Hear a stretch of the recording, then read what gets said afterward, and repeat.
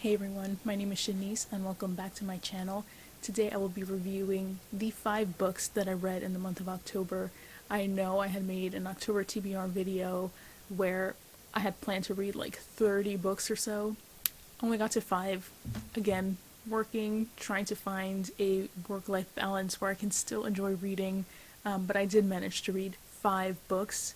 Not all of them great. Actually, I think I only liked 2 or 3, but hopefully I'm able to sell them well enough so that you guys pick them up and read them yourselves. So the first book that I finished was my short story collection challenge of the month, and that was Shirley Jackson's The Lottery and Other Stories.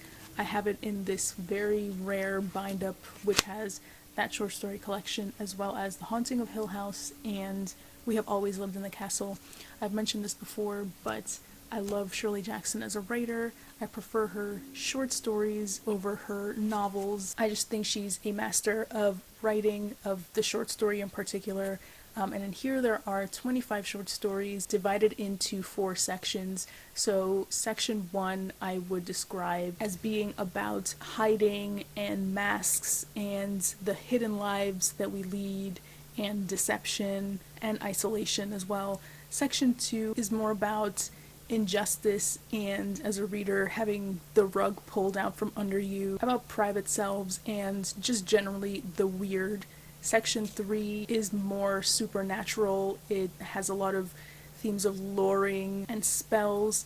And lastly, section 4 is the most feminist one. It's about women finding their voice and learning to be happy in their own lives. Anxiety runs through absolutely every story. I have said this and I'll say it again. I think Shirley Jackson is one of the only writers that I've read who really understands social anxiety. I think she herself was agoraphobic, so I mean not exactly social anxiety, but definitely shares a lot of the same social phobias and fears. And she just writes about it and about everything with a lot of acuity, a lot of depth and honesty. She writes very sympathetic and complex characters who tend to switch motives at the very end. You'll be reading about one character and you'll be sort of on their side until you realize that actually they're not such a good person. And again, it has that feeling of having a rug pulled out from under you. You don't expect it, but it just makes the stories that much more special. Some of my favorite stories in here are, of course, The Lottery. I love The Demon Lover, Flower Garden, Pillar of Salt. I mean, there are a ton in here. I don't love each and every one of them equally, but I think each is worth reading in the end. Jackson captures the struggles of quiet people, of introverted people, just our interior lives that go hidden most of the time. So yeah, in the end, I gave this 4 stars, more like 4.5, but just genuinely one of the best short story collections I've ever read. I highly recommend. The next book that I finished, I thankfully returned to the library. It's Pet Sematary by Stephen King, published in 1983, and I'm so sorry, but I think this might be the end of my road with Stephen King's fiction. I think I just have to be honest with myself and say that I just don't think that his writing style is really my vibe. I find his sentences kind of overwritten, kind of, this is gonna sound meaner than I intended to, but kind of pedestrian. Like, I just don't find anything super special or shimmery about his writing. He's definitely more of a plot heavy kind of author than necessarily like a flowery prose kind of author, and that's okay. I mean, not every author has to be that, but I think I lean towards that as a reader. And with this book, I just sort of kept waiting for the big surprise, the big thing that makes people love this book, and most of the time I was just waiting for it to happen. And by the end of the book, I would say like the last 50 pages, that's really where things start to pick up, at least for me, and start to gain a little bit of originality.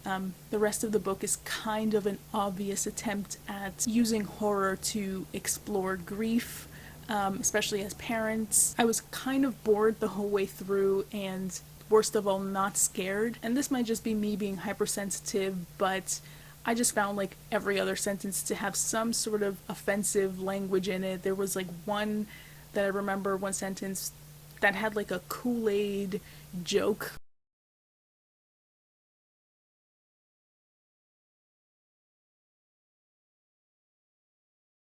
which wasn't funny to me at all. I don't even know if it was intentionally supposed to be offensive, but just like, who was the editor? How come no one picked this up? Also, the way that women are written and some of the more intimate scenes in here, clearly written through a male gaze, clearly a male fantasy of how women are supposed to be and how they're supposed to act, which I just found like very unrealistic and stilted. And yeah, this just left me wanting so much more. And I'm really not bothering watching the movie adaptation since I've heard nothing but terrible things about them. So yeah, I still have On Writing by Stephen King, his nonfiction, which I'm still going to give a try. But I don't think I'm going to pick up more fiction by Stephen King. And also in terms of disability representation, this is kind of, it's pretty horrid. Next, I read Boy Parts, written by Eliza Clark and published in 2020. I gave this 4 stars. Oh, and I didn't even mention that for Stephen King's Pet Sematary, I gave 1 star, more like 1.5, but honestly, like, I'm just gonna bump it down to 1. But back to Boy Parts, I'm giving this 4 stars because I'm shocked. I really, really love this. This is not going to be for everyone. Of course, this is very dark. I think if you don't like books that have characters who are pretty loathsome and rude and cruel and just kind of maniacal and are kind of proud of it and unwilling to change that aspect of themselves, don't think this is going to be for you. Irina, who is the narrator, the main character here, is very, very problematic. She is very selfish, very cold, abusive. She's a photographer who likes photographing, I guess, conventionally unattractive young men, some of them underage, and she likes more explicit content and more graphic content in her photography.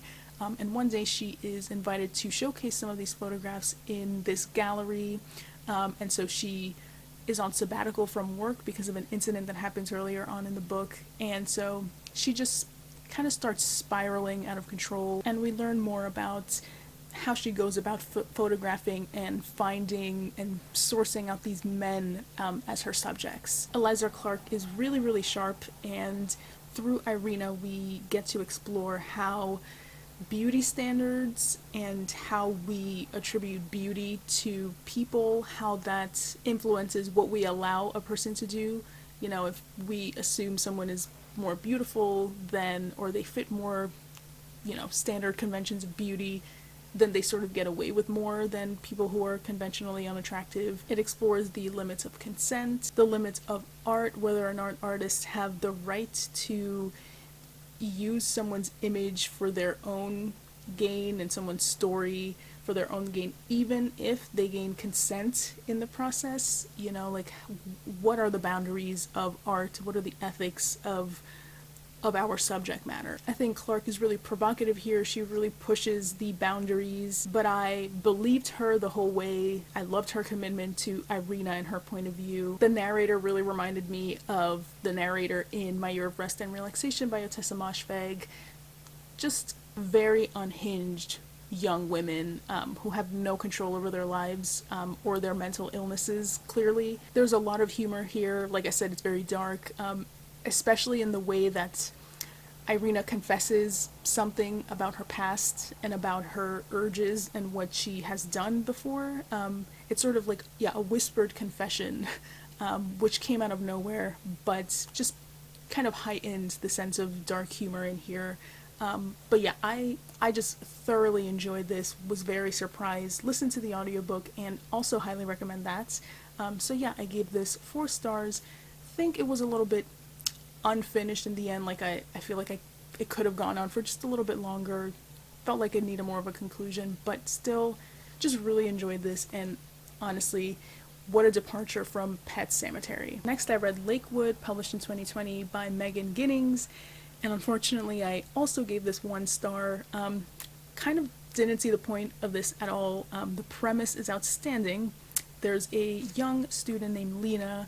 Her grandmother recently passes away, and in order to make some money, she decides to join this experiment called Lakewood, where they're basically going to give her health insurance, housing, as long as she undergoes these mysterious experiments, these social experiments. And so I was under the impression that this was going to be like a social horror, kind of like Get Out, that explores racism in the United States, at least, how people of color, how their bodies are used by the government to, you know, as basically lab rats to see how certain medications or chemicals affect the human body. Basically, they're just guinea pigs. And honestly, I wanted this book to just go all in on that and show us something new.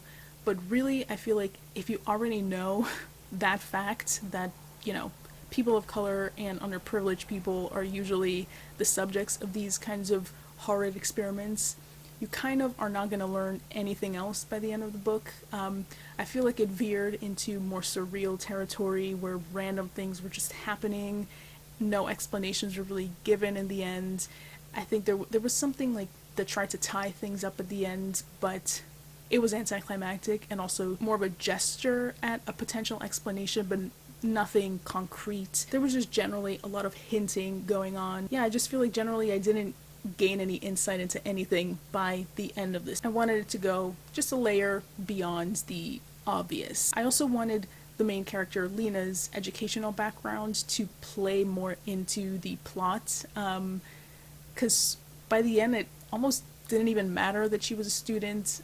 I think one of the ways that the author was trying to include that was in showing us the sort of differences in access to education between the generations, like Lena versus her mom, and how she's treated and versus how her mom is treated. But again, it was just underwhelming and just underused in my opinion. So yeah, very disappointed in this, gave it 1 star. And then lastly, I read The Bloody Chamber by Angela Carter, which I gave 3 stars. This has 10 stories and an introduction by Kelly Link, who is also a short story writer. One of those short stories, which is the title, The Bloody Chamber, is more of a novella. It's quite long, but I would say it's my favorite in this entire collection.